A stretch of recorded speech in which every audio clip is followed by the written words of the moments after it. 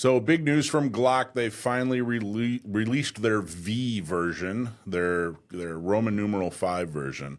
And there are a lot of, everybody's talking about it. So there are a lot of places to see very specific breakdowns and that sort of thing. But what we wanted to do is talk about Glock and California. What does it mean for us here in California? Because that was the big question. And frankly, I'm not sure we have all the answers. I think it's raised as many questions as it has answered, but we're going to get into it, talk about it, and figure out exactly what's going on. So, Dakota, did you see the V yet? I did. Yeah, I watched a couple of videos about it. I think the Glock store, Lenny from the Glock store has one, and he kind of took it apart and showed some differences. There's another video out there showing the nitty-gritty differences. So yeah, I think it's going to be interesting to see what the Glock fanboys think of it. There you go. And let's take a look at it. This is the Glock V. Here's a picture of the Glock V. And it looks like a Glock. There's not a huge significant difference, but there it is. And it's got a big old fat V right next to the 17. It's also got a V on the frame itself, so a marking on the lower, which is interesting. Well, and I think I know why. We'll talk about why. I think it's we'll just say it. They're not compatible. You can't put a non-V slide on a V frame, and I don't think you can't go vice versa either. So I think that's why they're marking it.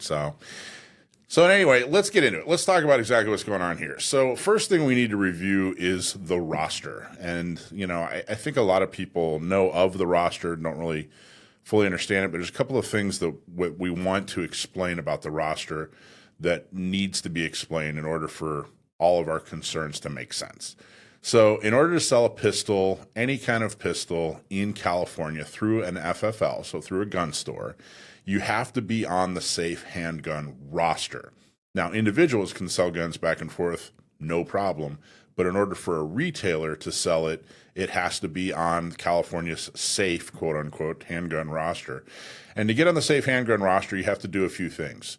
The manufacturer has to submit the pistol to a lab where they fire 600 rounds and they do a drop test. They're looking for malfunctions. After the 600 rounds, they want to see if there are any cracks or anything like that. They want to make sure it doesn't, there's no negligent discharges, et cetera, et cetera. It's really just a product, or I should say a quality assurance type test to make sure that, it's a quality product and it's not, unsafe according to them. By the way, Dakota, a few years ago, I looked into it to see how many have actually failed and been kept out of California. You know what that number is? Zero. Crazy. Zero of them. California making laws that make no sense and don't actually keep people safe. What? I know. And it doesn't make it better. It just makes it more expensive. Yeah. Now, the other way what you have to get on this Safe Handgun roster above and beyond just going through the lab test is you have to have a loaded chamber indicator. That's makes it very clear that the actual there's one in the pipe. There's a bullet in the chamber. There's some kind of indicator on the gun. Some kind of how do you describe it? Like a flag that sticks up. Yeah, usually I see it as a little flag that pops up out of the top of the slide when there's a round in the chamber. And so at a glance, you can see that yes, there is indeed one in the gun. However, I will argue that this is not a safety feature because it is a mechanism that can break, just like any other mechanism can break. And so if people are using a loaded chamber indicator to determine whether or not their gun is loaded, that is unsafe. You should always be verifying whether your gun is loaded or unloaded by physically, visually looking into the chamber of your gun. So I think that loaded chamber indicators, when broken, are actually more dangerous than just not having a loaded chamber indicator in general. Yeah. Because if it breaks and you're like, oh, the indicator's down, so my gun's empty, if somebody's doing that and presses the trigger because they think the gun's empty, like you're going to have an ND, right? So I don't really think it makes anyone safer to have an indicator. A massive government requirement that will stop very few. Like if you actually look to see how many accidents happen that way, it's very, very few. All of them could have been stopped with training, with common sense. the problem. Doesn't really do all that. You're But trying to save people from themselves, but you can only save people from themselves so much. Like, we need people to understand how to confirm their gun is empty or not, right. have this crutch to help them determine. Exactly. So you got this loaded chamber indicator. That's one thing you have to have in order to get on the roster, and then you have to have a magazine disconnect mechanism, MDM, and that prevents the firearm from operating when a detachable magazine is not inserted. So it won't actually fire. The mechanism won't work unless the magazine is actually inserted. That's one of the other requirements to get on this roster. Which also means you can't dry fire your gun without an empty magazine in the gun, know? So it also has unintended negative consequences, like all of these things. And then the last one is micro stamping. There was a requirement that you have to have, that the firing pin has to actually leave a verifiable mark, a distinguishing mark on the casing before it's ejected from the gun. That is on hold, thanks to lawsuits. Because it doesn't exist, right? Like, this technology is not in existence. So California was like, here, invent a thing that's never been done and make it happen on every gun from every manufacturer to sell here. Right. You can buy any car you want in California as long as it flies. That's all. That's all. That's the only requirement. As long as it goes the speed of light. Yes, exactly. So that's what you have to get on the roster. Now, why is that relevant? Well, let's pull up the pictures. Let's look at the actual Glock V, the insides here. And the pictures are thanks to Lenny from the Glock store. Thank you for providing these. He and I had a conversation a couple of days ago, and he went over everything. So if we could pull up which one of the internal pictures. There you go. That is, you're looking at the bottom of the slide. And what you're looking at, the top is the V, and the bottom is just a run-of-the-mill, good old-fashioned Glock. It's actually a Gen 5, I think, So what's the difference? Well, it's almost nothing. In fact, really, if you look at the Glocks, I thought this was going to be a lot more significantly different than it is, and I'd argue it's not that different. What you can really see is the V on top there. That's the firing pin lug, that square thing that's poking up. So that's actually part of the firing pin. It is slightly smaller, and then the channel in which the firing pin travels, if you notice, has two, it's a ramp or depending on which side. The firing pin side, it's a ramp. The plate side, it looks like it actually acts as a block of sorts. But it's not significantly different. I mean, this isn't like a huge difference. But that's one of the differences. Let's show the inside of the frame. So this is the upper, and then here's the lower. Now, this is where it got really interesting because of how uninteresting it is. So let's see, the V is on the bottom, and the Gen 5 is on the top, I believe. I believe so. They're so similar, I can't even tell the difference. But that cross-shaped metal piece right in the center, that's the cruciform part that they actually mention in AB 1127, which we'll go over here in just a minute. I was fully expecting that thing to be completely redesigned in a whole different shape, which is not completely unheard of. Here, you can see in both pictures, it's not only the same shape, it has the exact same part number. Yes. It wasn't changed at all. And the reason they named it is that the Glock switch actually interacted with that, and basically holding that down, an engineer is going to would go into great detail. It's not necessary to go into great detail, but that piece is what gets held down basically and can potentially turn a semi-automatic Glock into a fully automatic Glock. But that's it. Those are the two guns. Those are the innards. The guts are really no different. It's extremely similar. And I was convinced that because they didn't change that cruciform part, that there was no chance that this thing could possibly be California compliant. Now, why did I think that? And then we'll talk about how Dakota brought up an excellent point and, kind of reshape my thinking on that. So if you look at AB 1127, that was the actual bill that passed into law that they called the Glock ban. And if you look at Section 3, see, Section 3, Section 16885. This is how it was added to the penal code.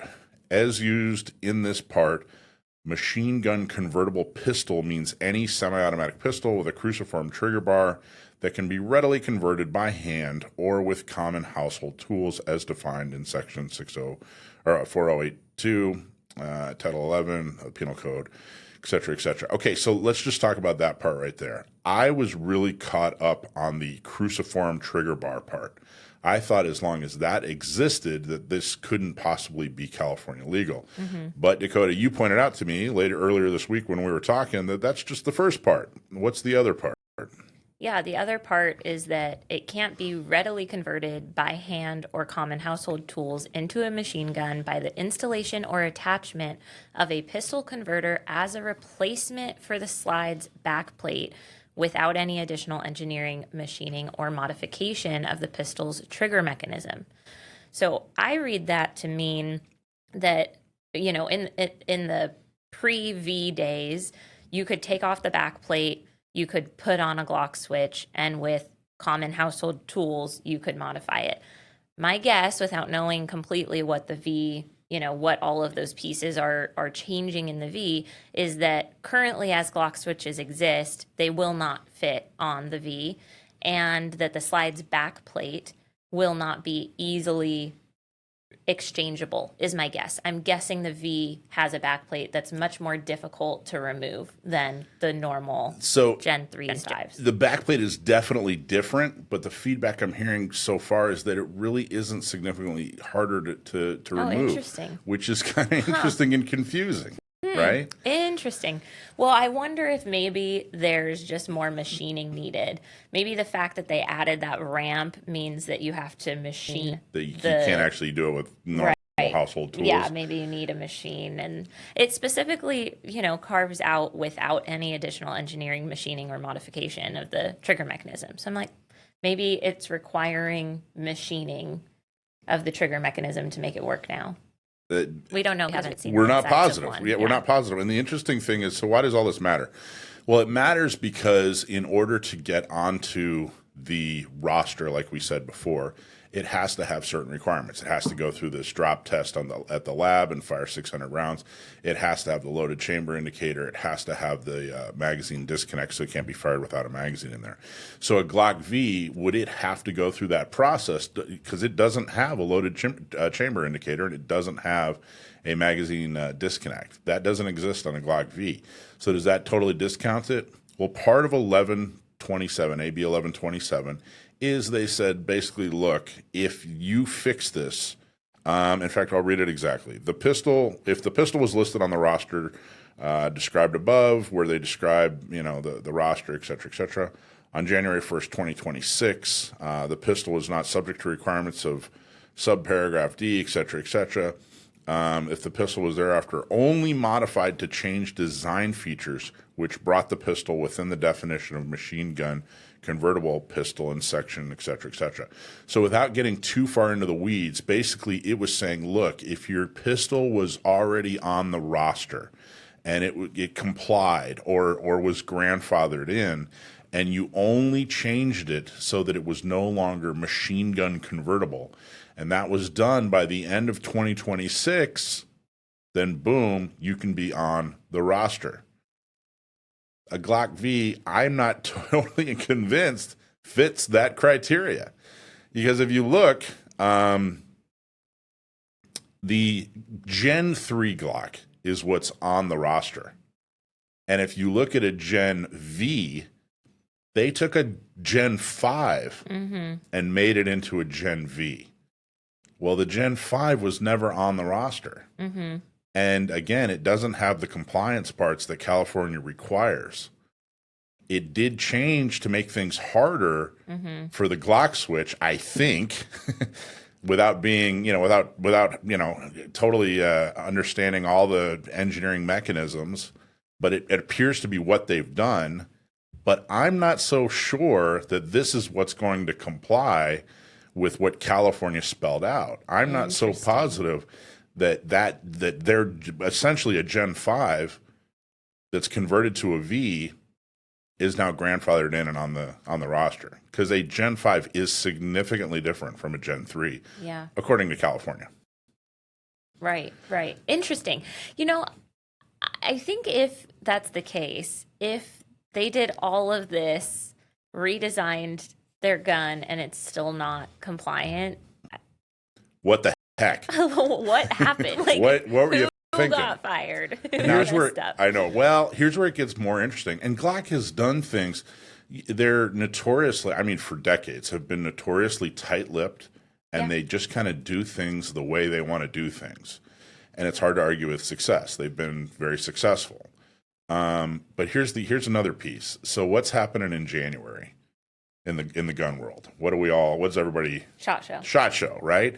And there are now rumors that there is a Gen 6. Not a Gen 6. I think it's just a 6, like a VI coming out. And no one knows the details on that. Interesting. But why would they make a V that's, for 2 or 3 months?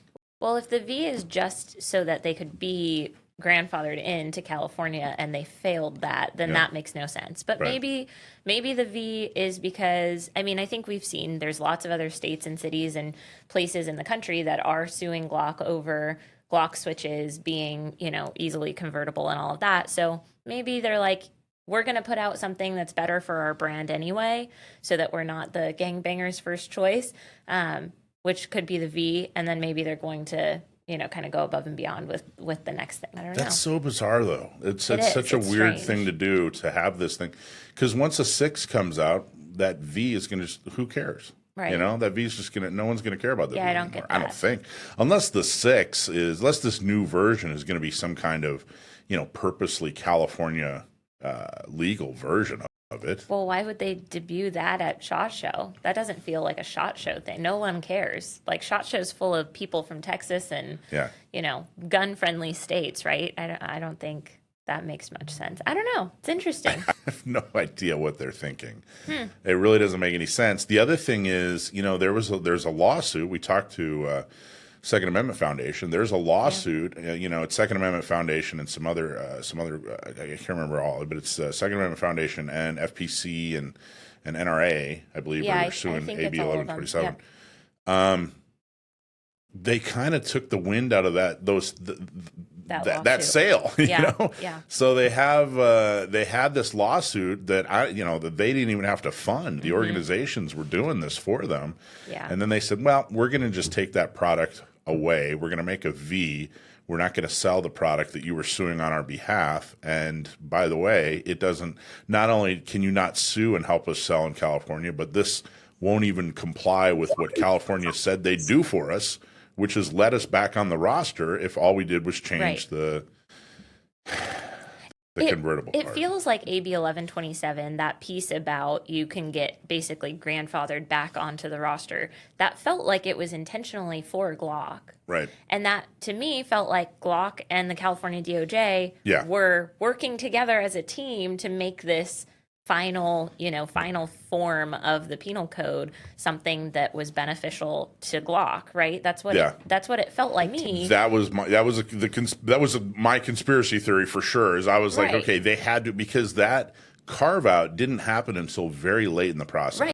Like last minute they changed that. So I'm still Doesn't make holding any out sense. hope. I'm still holding out hope that the V is going to be considered in that carve out, and that it'll be back on the roster. I mean, it could be, but we'll find out together. Why would California? California isn't just, Sacramento isn't just sitting there waiting for.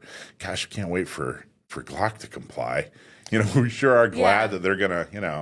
I mean, this was clearly a deeper thing than just the Glock switch thing. But well, I will say that. I mean, I think the state makes a decent amount of money on firearm sales, right? So maybe Sacramento was like, yeah, this would be a pretty big hit for our budget if Glocks were actually not around. I mean, the 11% and all the other stuff, like, they're making good money. The politicians that be in Sacramento. Well, here's the other thing is, though, the other part of the conspiracy theory is it came about right around the same time that there was a law enforcement carve out. Right. So I'm wondering if they're just The like police unions. Well, here cops. Here's your V. Here's your version V, and then civilians. That's an interesting Yeah, right. thought. So I'm wondering if what I'm saying is the carve out for fixing the switch. I wonder if that actually didn't come directly from Glock, but it came from Right. law enforcement who were lobbying at the same time. That's a good If thought. It could be. Sometimes I have good thoughts. Okay, so the pluses, they altered the Glock to prevent a Glock switch. It looks like. As they currently exist. I mean, I'm sure it won't take long for somebody to figure out how to do it Probably. again, but And they did it in time to hit the deadline. yeah. We think. The minuses is, did they alter it enough, and did they alter it too much at the same time? Right. I'm not sure that they altered it enough to really truly prevent it in the way that California wants. And at the same time, I think they altered it too much so that it doesn't resemble the Glock that's already on the roster. Right. The Gen 3. So we're going to have to wait and see. So that's all the information we have. I can't really make a definitive, determination. I don't know if anybody else has enough information right now to make that, to make a determination either. Like I said, we've answered some questions, but it's brought up just as many questions as we have answered. So there you go. There's your Glock V. I don't think you can purchase it in California. In fact, the dealers that I spoke with in California all said that they were going to get theirs at a later date and that they're for Leo only, law enforcement officers only. So I don't know if civilians in California are ever going to get a a V, a version of V model. And we'll have to wait and see what happens at SHOT Show. So there you go. What do you think, Dakota? Yeah, it's all interesting. This is like the kind of firearms drama I like. I just don't like that it's related to laws in my state. I like when we can, wax poetic about laws in other places, but this one hits close to home. So, unfortunately. I just wish I got to tell you, there's a theme in 2025. The firearms theme is, I wish the manufacturers were better at communication. So there you go. Anyway, here we go. All right, there you go. There's your Glock V update.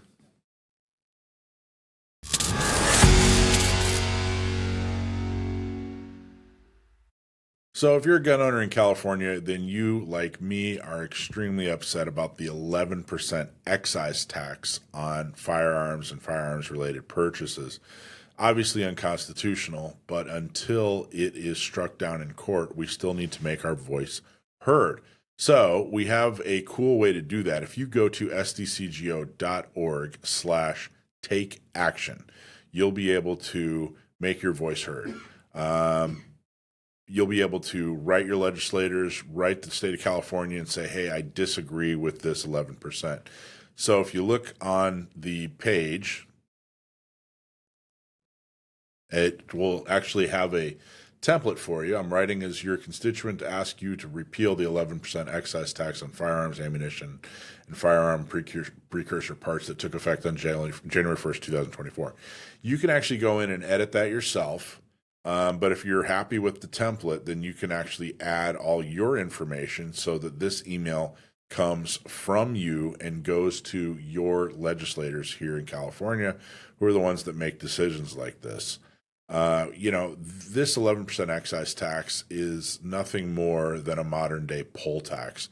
Back in the South, back in the Jim Crow South, they would actually put a tax on voting. So to go to the poll, you had to pay a fee. They did that to keep certain people out of the election. And they said, no way, electing who represents you is of course a right. You can't tax it, especially not in that manner. So that's exactly what they're doing here in California. They're trying to price you out of gun ownership because they don't like gun ownership.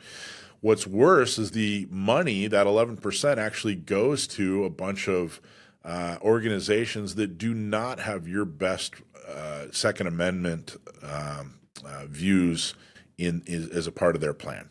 They're against your ability to keep and bear arms just as much as the state of California. So they're essentially saying, hey, in order for you to exercise your right to keep and bear arms, you have to pay 11% of whatever it costs you to purchase a firearm and ammunition and accessories. And then we're going to take that 11% out of your pocket and we're going to give it to groups that completely disagree with your right to keep and bear arms so that they can promote their message to other people. It just couldn't get any worse. So please take a minute, go to sdcgo.org/take action and make your voice heard today.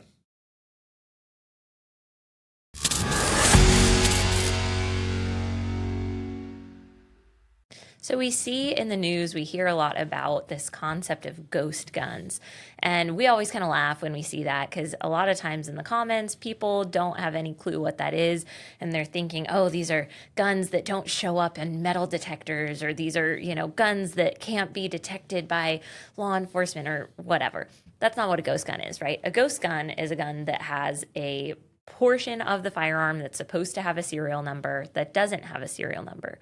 But that's relatively recent. This has not been a law forever. There were lots and lots of times in our nation's history where folks were, hobbyists building their own guns at home or getting a 80% lower and making it into a full gun over time as they kind of collect the other parts that they want. So this has been a longstanding tradition in our country. And it's not until a few years ago that California really went hard against ghost guns and, made a bunch of different laws and basically criminalized behavior that normal, prudent, law-abiding citizens have been doing for decades. What's your centuries? Ghost gun? Yeah, centuries, right? So you have some thoughts on ghost guns too, but yeah, it's just I think that it's what the other side does, what the anti-gun side does really, really well is they pick one thing and they find a pejorative term for it, like ghost guns. Nobody called these ghost guns until the anti-gunners wanted to get rid of them. And then they put all their effort into this one thing, and it's all you hear about until they milk every piece of, gun restriction out of it they possibly can. So that's why people start hearing so much about it. It's undeniable that there is an issue with criminals who shouldn't have guns, manufacturing their own guns or stealing guns and taking the serial numbers. 100%. No question that bad people have guns, but the way they're trying to solve it is they're trying to keep. They're looking at the wrong person. Right. They're keeping guns out of the hands of sane, trained, law-abiding, peaceable people. So kind of what I was thinking the other day, I saw a headline about a ghost gun, situation where a cop found a ghost gun, and I was like, I wonder how many other crimes this person was was committing at that moment when the ghost gun was found. But was that like the highlight? They were like, oh my gosh, a ghost gun was found. Yes, exactly. Exactly. Look, everybody, look over here. And the original article that I read didn't even mention any of the other crimes that this person committed. I had to look up their name, find the arrest, find information about the arrest. So I was able to find quite a few examples of this. So this is one. California example. This is California Highway Patrol. So they pull over a vehicle for a mechanical violation. So, I don't know, maybe tail light out or something like that, right? And during the stop, the officer observed behavior that raised suspicion of criminal activity. The driver consented to a search of the vehicle, which is interesting, leading to the discovery of a kilogram of cocaine, counterfeit money, $15,000 to $25,000, and a loaded unserialized handgun, commonly known as a ghost gun, in the same backpack. So obviously this person, got arrested, is probably going to serve some time over this. But the original article that I saw didn't even mention the drugs or the counterfeit money. It was just about the fact that this person had a ghost gun, which I found very hilarious. There's another case. This was in Manteca. Also California Highway Patrol. So they respond to the report of a freeway shooting. So this criminal was firing a gun on the freeway. That's not legal. But the purpose of this article... Ghost gun or not, you're not supposed to be shooting at a... The purpose of this article is that it was a loaded ghost gun and it had a threaded barrel. And he was booked into jail for illegal possession of an unregistered firearm and assault weapon. It's very... heavy on the ghost gun and light on the attempted murder. Thought that was a little bit funny. We've got another one, 20 pounds of meth and a gun, all from a simple stop in Merced. California Highway Patrol stopped a driver for a traffic violation. They appeared nervous when stopped, gave conflicting accounts of their travels, and CHP found 20 pounds of meth and an unregistered Glock handgun. My point with all of this is that we can find case after case after case of criminals doing criminal behaviors that should put them in prison anyway. Making a regular gun, what used to be a regular gun, a ghost gun, and adding more time and more, problems onto that sentence just because it's unserialized, to me, is not fixing this problem at all. The problem is that a felon had a gun and he would go to prison whether it had a serial number on it or not. Right. A felon was, had drugs and counterfeit money and a gun. Yeah, that's a problem. A felon shouldn't have a gun, right? So we already have the crime. We already have the thing that could put this person away. Why do we need to add additional crimes onto it? Like, oh no, everything has to have a serial number, when we see time and time again that these people are not getting put in prison for the length of time that they should be. They're getting out very early and they're just going back and committing crimes again. These felons continually get out of prison, get another gun. One of the three that I just read was a guy who's been in prison a few times before. So we see time and time again criminals doing criminal behaviors, but unfortunately the laws and all the changes are making normal law-abiding citizens who had made their own guns in the past criminals. If we had, I actually found a story, I forgot to open it, but there was a story in, I think, North County, San Diego, where just kind of a redneck guy had a gun in his car, didn't know that the law had changed and that it went from being a totally legal gun that he could own to a felony, and got jammed up over it. And he's just like, he's a hunter. Yeah. He's got his hunter safety card. I can't remember if he had a CCW, but he's taking classes and stuff. He's not your run-of-the-mill criminal. He's, a normal redneck dude who likes guns and had made his own gun 15 years ago and still has it. And, unbeknownst to him, was committing a felony by transporting that gun in a vehicle. So the only law he was breaking was this serial number law. Exactly. Which, by the way, if you look at all the examples that you gave of these criminals, the serial number had nothing to do with their case. Right. It Literally didn't solve nothing. the case. It didn't help them get away with anything. Right. They were still dealing drugs and, doing all the horrible things they were doing.